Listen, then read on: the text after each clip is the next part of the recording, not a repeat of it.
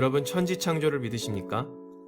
창세기 1장을 읽게 되면 하나님께서 말씀으로 천지를 창조하시는 내용을 접하게 됩니다.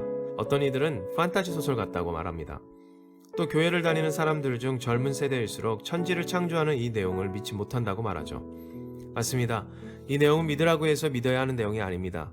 또한 주위 사람들이 믿는다고 하니까 분위기에 이끌려 믿는다고 말해서도 안 됩니다.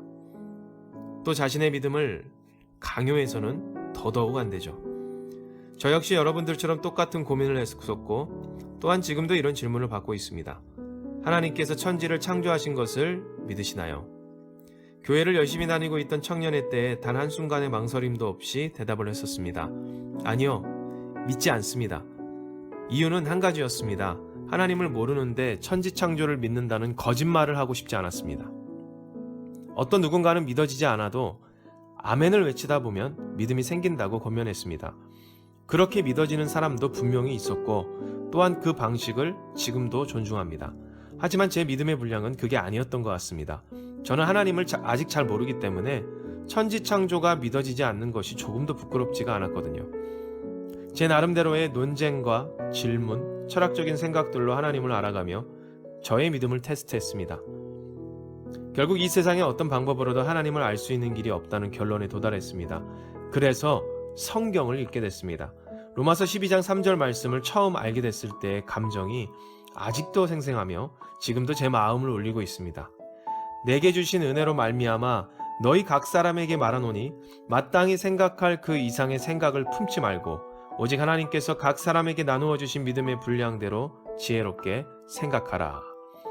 각자에게 나눠주신 믿음의 분량이 있고 그 분량대로 지혜롭게 생각하라고 말씀하십니다. 하나님은 내 모습 그대로 나를 존중해 주시고 사랑해 주시니까 분명히 나를 통해 예비하신 나만의 방식으로 하나님을 이해하고 접근하는 믿음의 분량이 있다는 것이죠. 멋지지 않습니까? 제 믿음의 분량은 성경이었습니다. 그것이 저의 지혜로운 생각이었으며 그래서 성경을 읽게 된 이유이기도 합니다. 그리고 어느 날 삶에 지쳐 슬픔과 고독 그리고 세상에 대한 원망이 가득한 청년의 때에 그분이 드디어 찾아오셨습니다. 정말 말씀 그대로 시간과 공간을 초월하시고 저에게 말씀으로 찾아오셨습니다. 그분은 이미 오래전부터 저를 선택하셨다는 것을 알게 됐습니다. 그래서 저는 동시에 그리스도 예수를 선택할 수밖에 없는 인생을 살아간다는 것도 알게 됐습니다. 믿으려고 하는 것이 아니라 믿어지는 것입니다. 하나님께 설득당했기 때문입니다. 천지창조를 믿는 것은 어떤 노력의 결과로 얻어지는 훈련이 아닙니다. 그분이 나를 선택하시고 저에게 찾아오셨다는 것을 알게 되었기 때문에 너무나 당연히 믿어지고 믿을 수밖에 없는 것입니다. 지금도 이런 질문을 늘 받습니다. 하나님께서 천지를 창조하신 것을 믿으시나요? 지금 저는 단 한순간의 망설임도 없이 대답할 수 있습니다. 네, 당연히 믿습니다.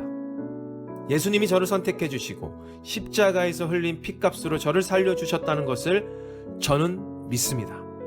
이것이 저의 간증이고 저의 신념입니다. 여러분들의 믿음의 분량은 무엇입니까? 여러분들에게 제가 질문을 마지막으로 던지겠습니다. 하나님께서 천지를 창조하신 것을 믿으시나요?